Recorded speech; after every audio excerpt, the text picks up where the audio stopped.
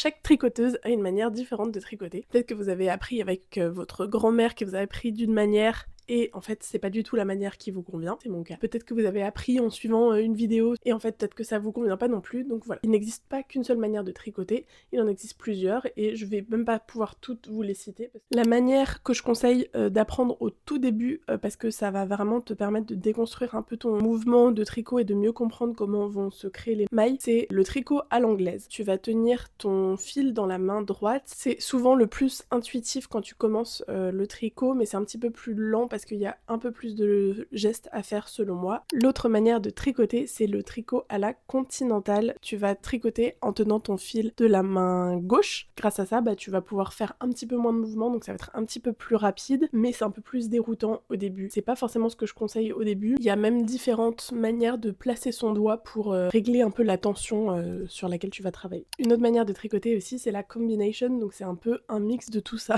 Par exemple, tu vas faire tes rangs en droit à la continentale et tes rangs en vert à l'anglaise. Si cette vidéo t'a plu, tu peux retrouver une vidéo entière dédiée au tricot pour débutants sur ma chaîne YouTube. À très vite!